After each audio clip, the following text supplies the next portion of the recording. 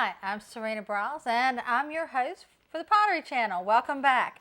We're here today with some new pottery, but a potter that you are familiar with, and that is Joseph Sand.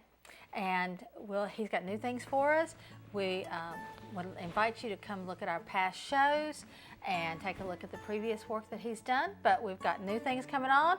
And by all means, if you take a look then or now, and you'd like to send us an email, send it to us at info@thepotterychannel.com. Check out our information about the potters and about our show at www.thepotterychannel.com. We invite you to email us, to check us out, give us a phone call even at 336-460-0544. This is open for potters that would like to be on the show, for pottery shops, antique shops, hobby shops. If you have pottery and you'd like to show it off and you'd like to make it available for people to purchase, we want to talk to you. We're looking for potters all the time to show their work, quality work to people, to our viewers. Because our viewers, this is their one great chance to see your work, is if you talk to us and get on our show. So by all means, give us an email. Again, that's info@thepotterychannel.com. And we do have sponsorship available, so the opportunities are there. Give us a call. We'd love to hear from you. We can make your budget dollars go a long way to target the audience that you want to target and that you need to reach. So today we've got a show, as I said before, we're back with Joseph Sand, and he's got some new things for us. So we're anxious to get started. Glad to have you back. Yes, thank you for having me back. This is really fun. Well, I'm glad you have fun. We certainly do. But one of the advantages for us is we get to see new stuff all the time and get to see fun stuff. So again, why don't we get started with our first piece on here. This is a kettle, JS009. It's $165. This is not a small piece. This is a pretty good sized piece on here. Yeah, this is really a family-sized teapot right here. Yeah, definitely. I would say it's an Aladdin pot. You know, the shape of it, you think of Aladdin, and so the opening on the top is about 4 inches, and the pot is not a small and demure little secret here. It's about 10 inches tall, but the lid on it is about 11, and it's a good 12 to 13 inches from spout to the end of the handle. Which I'm assuming is the very reason why when you get it full, it's kind of heavy and you've got that handle on the front. Yeah, that's the one thing. Last episode, we were talking a little bit about my master, and he's from England, and that's who taught me. So English people love tea, and he taught me how to make a beautiful teapot that is very functional. So the size of this is meant for a big family. You can hold it up with your other hand, your left hand on the strap handle there, and it pours out a nice even flow for your folks and family. And so you don't have to worry about spilling it, dropping it. Right. I'm going to say one thing though, that wouldn't be a left-hand handle for me. It'd be a right hand, because I'm a left-handed person. Well, hey, there you go. But now this is a little bit different. The design on it is a little bit different. Even the coloring is very similar. But you have a lot of what we have seen in previous pieces, the swirls. This time you've got them on the outside instead of the inside of a bowl shape. That's right. Yeah, I like to use those simple decorations on elegant shapes to just really set it off from something that you'd buy at, Walmart or IKEA or something like that. This is an original piece made with ancient techniques that have been handed down to me, and I'd really love to share it with you today. Do you do very many of these?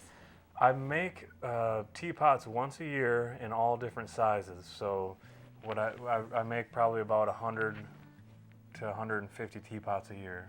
So that's quite a few. Yeah. This is JS009 kettle, $165. And again, if you are interested in this, or again, if you're interested in a different size, because this is the family size. It's a good bold piece to sit on the shelf also when you're not functionally using it.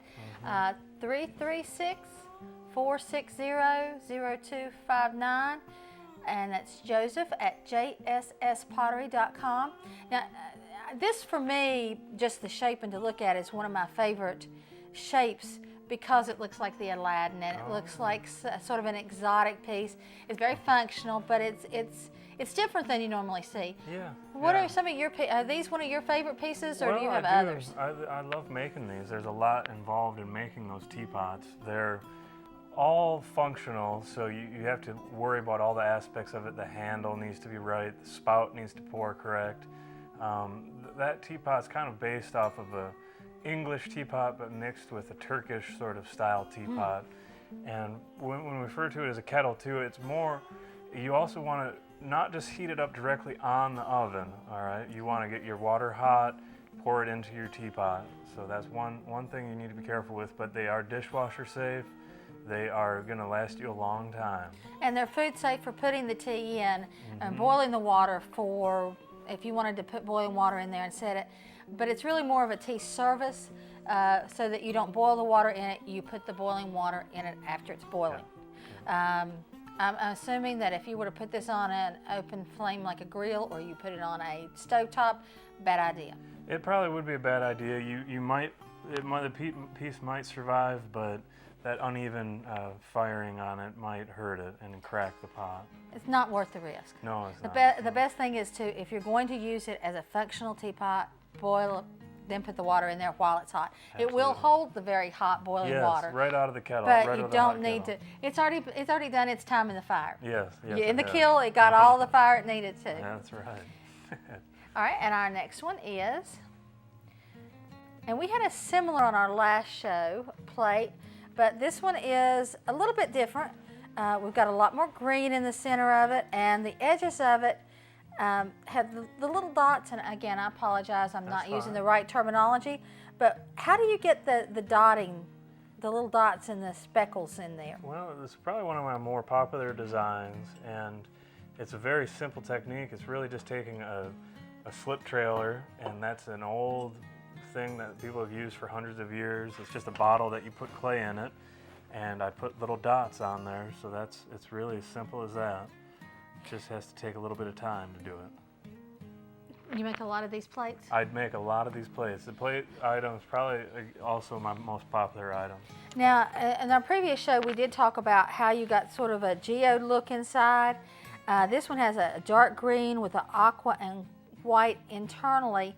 This one to me, before I said it looked like a seashell, you had the waves on it. This one to me is almost like, because of the blue look in it and the aqua, I tend to think of space. Definitely. So, I've had a lot of people refer to those as kind of, I don't know, cosmic blasts or whatever, yeah. But it reminds me of outer space also, the looking out in a telescope. And I think that also contributes with the creamy white and blue that goes around it. And you told us last time, but remind me how this particular look gets in here. It's from stained glass, and I put it in the center of the piece, and when it fires, it melts with all of that beautiful ash glaze there to make the amazing pattern that happens. It definitely, like I said, I've seen this done, and you did it on a previous plate, and it had a sea look, like with the green and the sea foam, and it looked like the edge of the foam where on the edge of the glass where you had all of the white. And this one, like I said, is it looks like a galaxy or something from space. It's JS010 plate, $50, 336-460-0259. And shipping. Explain to us about the shipping and how, if they decide they want to do this, they call you and say, I want JS010. Yeah, well, we have it happen all the time, and what I do is I double box this piece of pottery, and it will be shipped out to you. We can put $50 insurance on it, so I've never had a piece break in transport, but if it did, we would get the $50 back to you immediately and refund the shipping. So it's really a no hassle problem right there if you'd like that piece shipped out to you today. Okay. And this is JS010, JS010 plate, $50. I'm sure that one of the things that I like, I'm sure there are people that are like me, that I like a sauce like on spaghetti and things. So if Oh, I were yeah. using this, I like the idea that the edges are sort of scooped Yeah. up a little bit. So I eat spaghetti on this kind Yeah. of plate all the time. that was Yeah. gravy. Of course, being in the South, I tend to think of things like spaghetti and gravy and those types of things. So this plate is a nice shape. So functionally, it's very pretty with the center in it, but it's also very functional. The shape of it is a very functional plate Absolutely. as well. So it's durable. These are very durable pieces. Dishwasher, we keep saying they're dishwasher safe, they're food safe. I talk about what we can use them for functionally, but I don't have to remind you. All you have to do is take a good look at it to tell it's beautiful. It really is a work of art. It's beautiful on shelves. And one of the things for a piece like this size is if you've got a bookshelf and your books only go part of the way to the end of the shelf, put you a nondescript little stop up there and use this to decorate the shelf. That's a great idea. This is a good size, it's a good height, and it will complement your books. It's a piece that won't take away from the fact that you've got books up there. It will add to the fact that it's a decoration. It makes your books part of your decoration if you enjoy that. I have several books, and I don't want to hide them. I want people to notice my books. I'm very proud of the ones I have on the shelf. But it's very boring to have just a plain shelf. These are nice pieces to add on there. It adds a little variety. When you walk in the room, it grabs your attention and says, look over here. I'm pretty. Take a look at me. I like that. I've never thought of it that way, but that makes total sense. Thank you for pointing that out. Yeah, it's an addition to, instead of being just the decoration, it's an addition. Sometimes it's nice to have them on the mantle and be the whole piece. Sometimes it's nice to make them the complement. We've looked at different styles. We've looked at vases and plates. And what's your favorite piece to make? Well, that's a hard question because I really enjoy making them all. And if I had to make just one thing, I would get pretty bored with it, I'm sure. So I have a wide variety of pottery. So I guess, my very favorite thing to make probably are mugs, and because it's the most personal item that someone will use. They put it to their mouth almost every day if they're drinking tea or coffee, and it really is one of those things I love making. Now, previously in a previous show, we talked about the huge keel that you have. I really recommend that you go look at that show, and we've got pictures of the keel. It is huge. They can do 1,000+ pieces of pottery in it. But, and you said you'd have 10 people that help you when you actually do the firing? It fires for about 4 days. Does your wife have any hand in helping with all the pottery? She doesn't really. She helps with the marketing and the taxes and all that sort of thing. Yeah. All of the important business side of it. Yeah, I fortunately am blessed. I just get to make pottery, and she does most everything else. That's pretty cool. You do the creative side, and she does the nitpick necessary. I call it the necessary side. Yeah, it is very important. Yeah. So other people in the family help you out with it? I know I met your mom. I know she's very involved with what you're doing here. I would say with the coffee breaks that my mom provides for us, that's one thing she's involved with.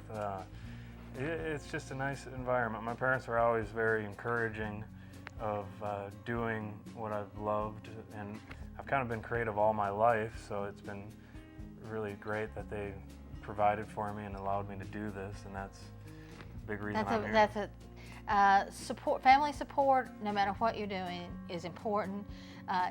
From conversation that we've had, even earlier in this show, the changes and the decisions that you've made to do something a little different by being an artist and working in pottery, it definitely, I can see where it would be a big advantage to have the support, their support. Yeah, you need that. You need that 100%.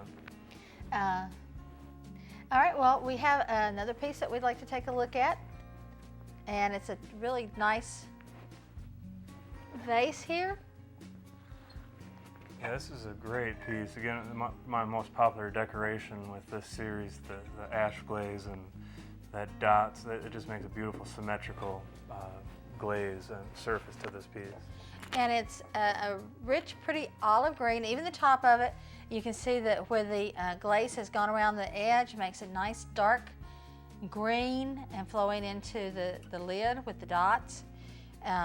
With the lid, it's about 15 to 16 inches tall. Nice, good size. Nice wide opening. If you use this for something like a cookie jar, you definitely can get your hand all the way to the bottom to get every one of those chocolate chips.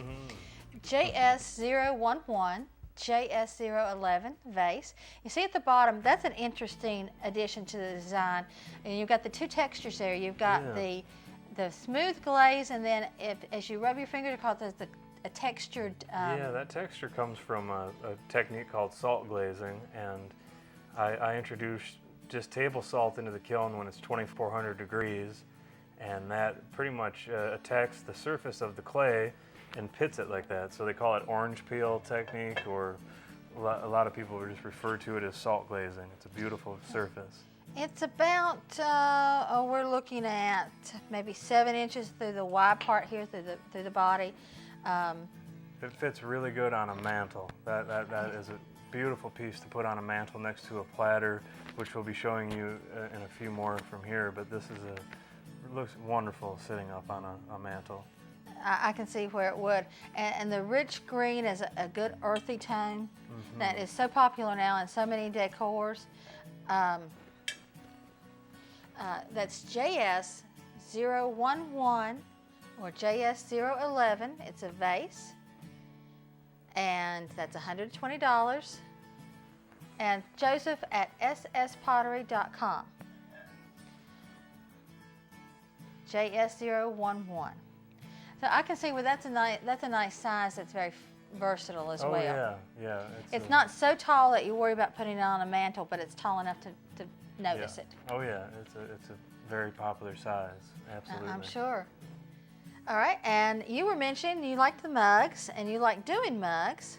This is a big stein here. This is my largest thing. I use these for milkshakes or a real big cup of coffee. A lot of guys get these for beer. A lot of gifts as a beer mug. It's a wonderful functional piece to use.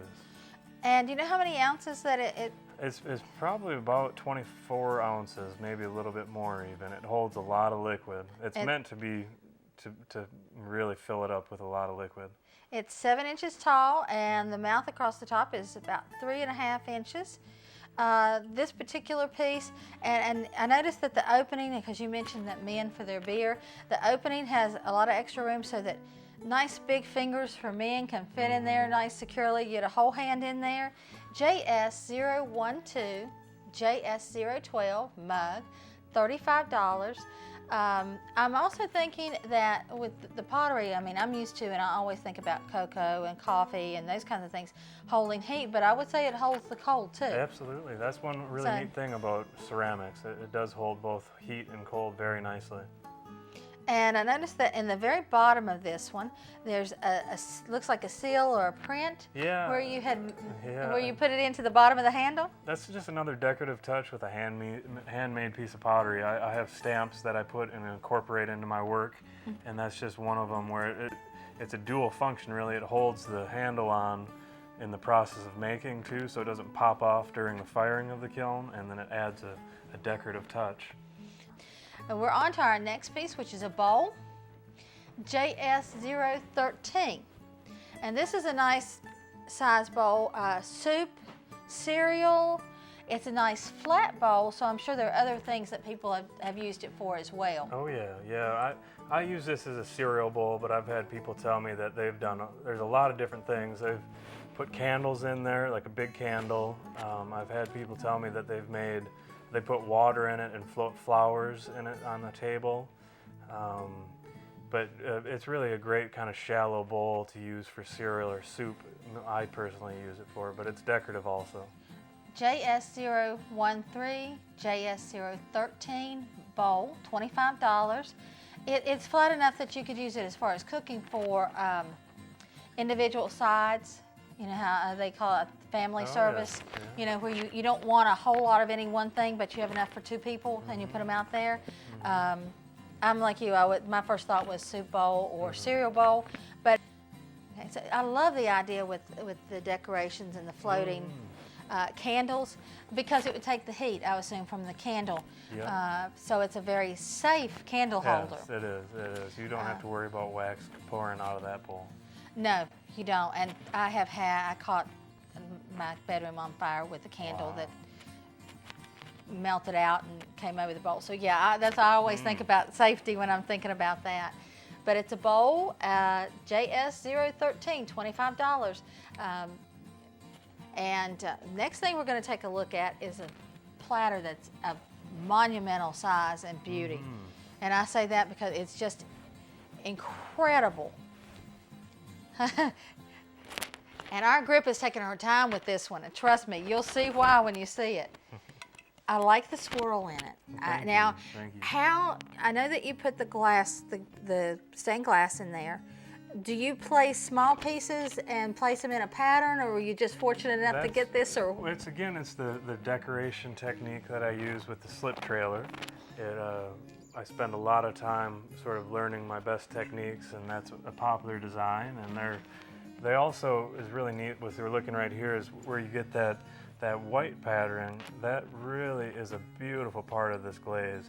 Because when you get on the large pieces, that really pops. So people put these on their wall.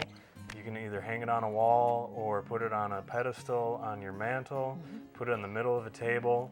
It's really a beautifully functional piece and many decorated options. Oh, I can see why. One of the things I thought was intriguing about it is the swirl in there. And the white looks like almost a seafoam, but you get up there and then you get a blue up towards the top we were looking at.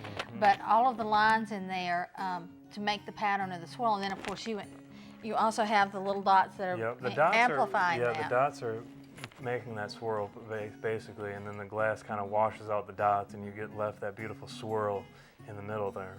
And that's JS014, JS014 plate, $225. And you can call him or you can call him at 336-460-0259 or email him at joseph@jsspottery.com. One of the things that as I'm rubbing my hand inside of it, it's not a perfectly flat piece. It has a little scoop in there, so it's not deep by any means, but it does have a little scoop, so that if you did want to use it as a platter, you could do that. It's really stunning, and its size just amplifies the as you called it earlier, the geode look in there, and it's stunning at $225, JS014 plate.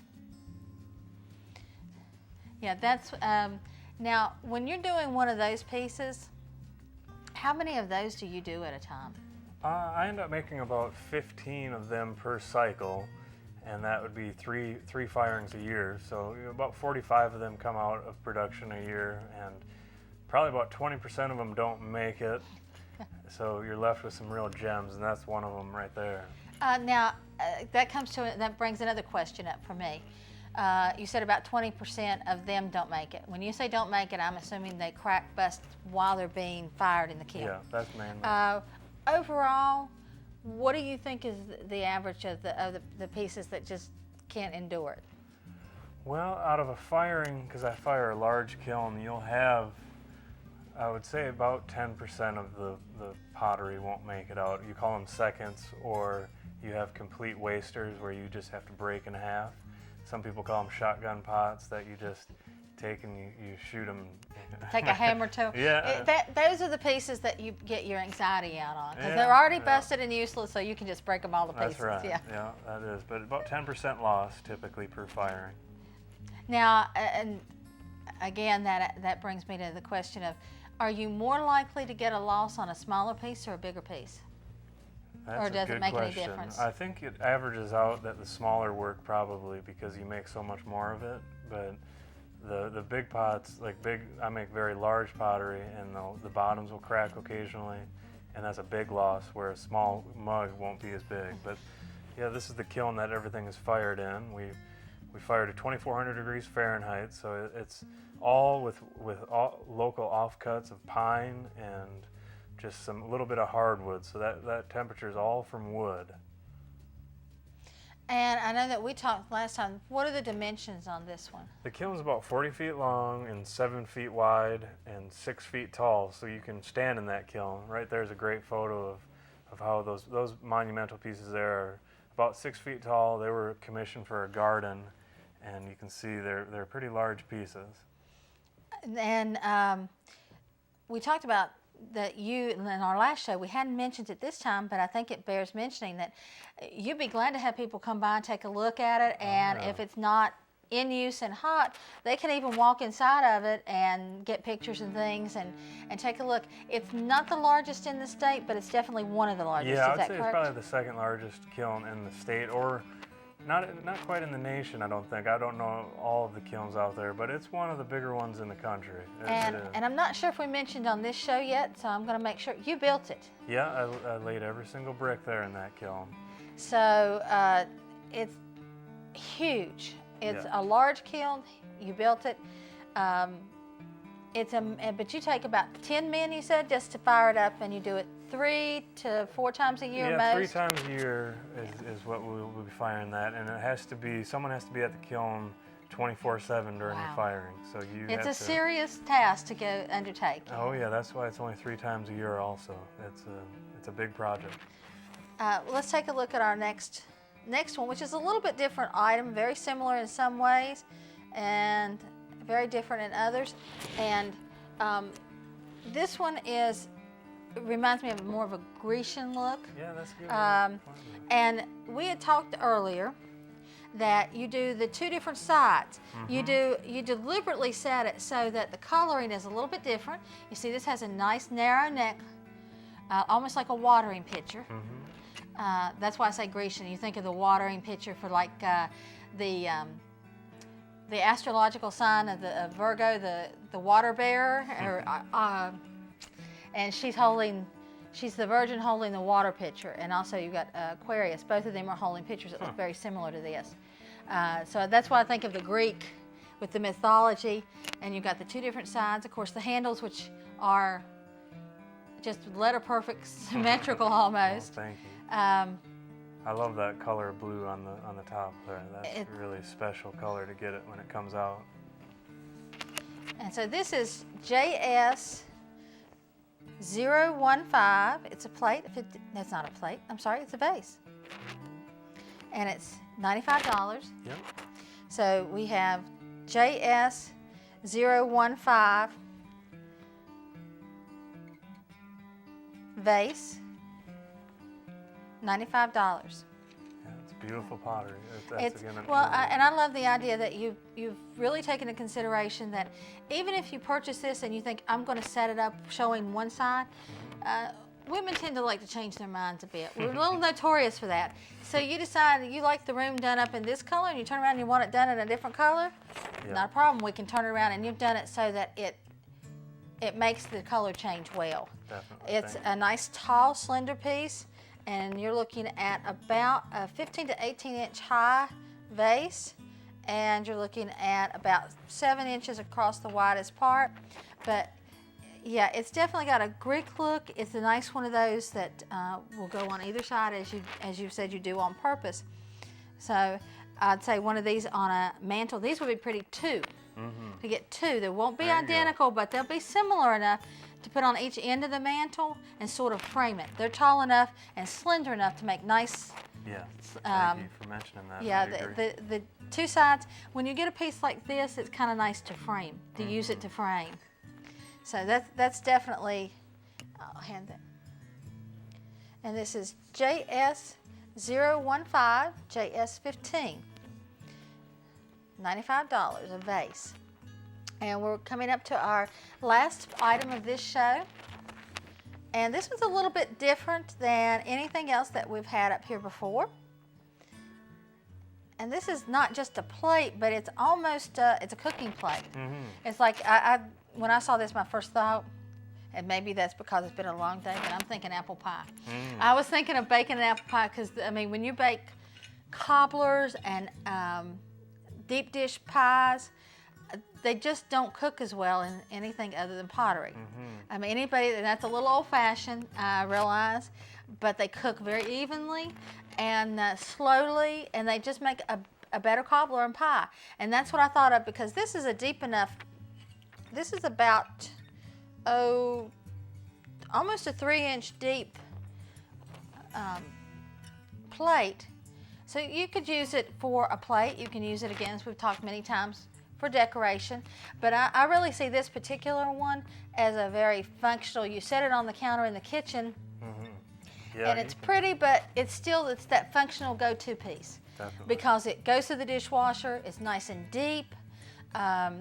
It's your go-to piece. It's your reliability. When you're going to do this particular thing, like make the cobbler, bake the cake or pie, you're going to go get it. That's the one you're going to use. JS016. It's a plate. It's $55. By all means, give him an email at joseph@jsspottery.com. I know he'd love to hear from you. He would love to just have you come down and see him, I'm sure. Absolutely so. Absolutely. Thank you. We certainly do appreciate you being here today, Joseph. And I know that we're scheduling and trying to get a time that we can do a little sit down. And we've given them a brief introduction, that how you got started and working with the master potter, but a little more detail about it. And we'd love to come down and film the show, at least a version of the show from your shop. Let people see the shop, kind of take you through a tour, let you see everything. Yeah, we will be sure to do that. We'll show off the kiln. I'll do some making on the wheel. Probably be able to see the kiln being fired even. So that's what I was going to ask. It should be a great time. So definitely tune in for more. Oh, and we're going to see if you're willing to do this with us. Let us know when you're doing the kiln and when you get started. We'd like to come down and see how you get started with it, and then maybe a couple of different segments that we put together for you, so you see it all together. But as you're working, we'd love to. Definitely so. I would be grateful to share it with you. Well, it would be interesting. I know that most of you out there are used to seeing a finished product just like me. They can tell us all day long what it looks like to do it. You can actually show us how. I would love to be down there and work that. And go ahead and give us the contact information yourself, and how we can, if they want to actually come visit you and see you, tell them all about that again. Well, you can always get a hold of me by phone at 336-460-0259, and email is wonderful also, joseph@jsspottery.com. Definitely check out my website. It's www.jsspottery.com. There's a lot of good photos. There's some great things to look at on there. It shows my bio, where we're located. Definitely call before you come over, because I'm there usually, but we do not have store hours. We do kiln openings, and this venue here is a great way to purchase pottery also, just by calling us in ahead. If you see something you like here, we will, if we have it still, we'll ship it off to you. We certainly do appreciate you coming. As always, enjoy seeing your work and showing off your work a little bit. We look forward to working with you again. It's always a pleasure to talk with you and look at your work. And we thank you for coming. We look forward to seeing you again and having you join us again at the Pottery Channel. Again, please send us your emails. Let us know how you like things, how you don't like them. Any suggestions you have, we're always happy to hear what you're thinking. And that would be info@thepotterychannel.com. Take a look. We've got pictures up. We've got some more information about Joseph and his shop. That's Joseph Sam Pottery. www.thepotterychannel.com. And this is the Pottery Channel on Roku. We look forward to seeing you again. Thank you for joining us today. And we're gonna let it burn, burn,